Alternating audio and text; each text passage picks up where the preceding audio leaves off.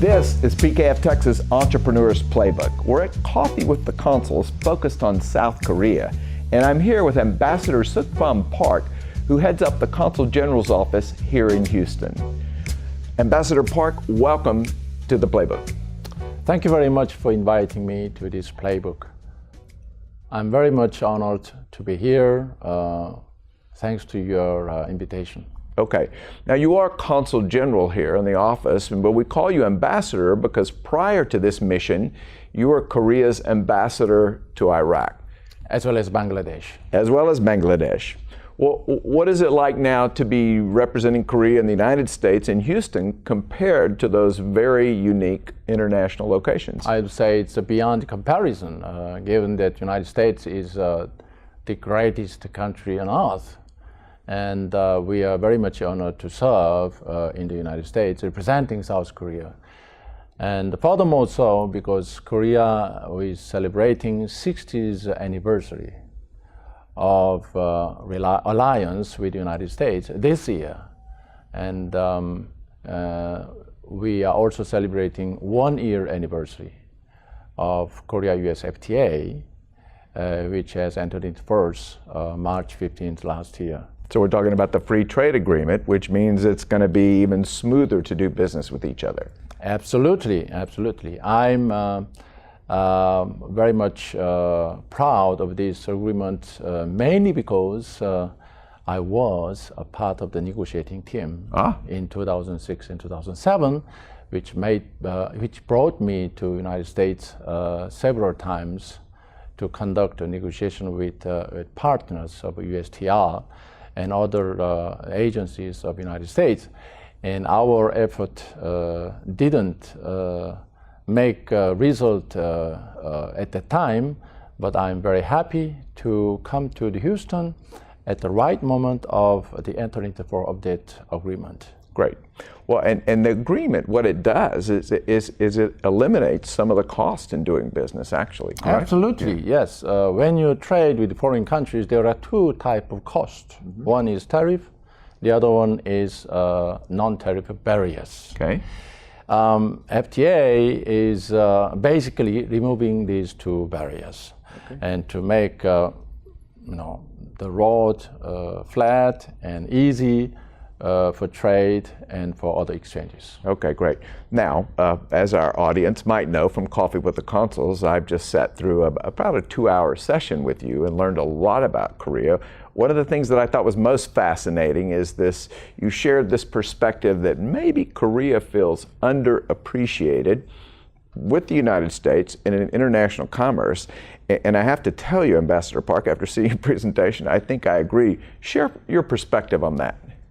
Well, Samsung and Hyundai has become a household name even in the United States. But at the same time, I have seen the report the other day that many American customers, they buy Samsung and Hyundai products without knowing that they are produced in South Korea. That's one example. And another example is that I've seen recently in the Houston Chronicles that they are introducing how the different automakers are making their progress in terms of sales recent days. And they cited Nissan, a Korean brand, and has made a big increase in sales. But actually, Nissan means made in Japan. Right. In Japanese language.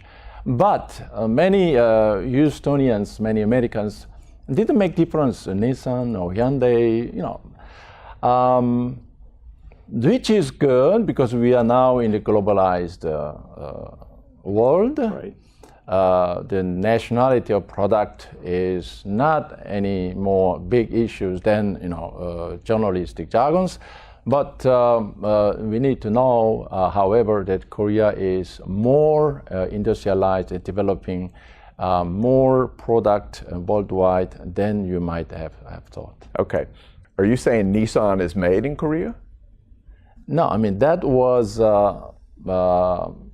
according to Houston Chronicle report. Oh, they made a mistake. Yes, okay. They made a mistake, but it is very common mistake that confuse the nationality of product Okay. among East Asian countries. Okay, so the large companies that are Korean-based that are doing business here are Samsung, Hyundai, Kia, and more, right?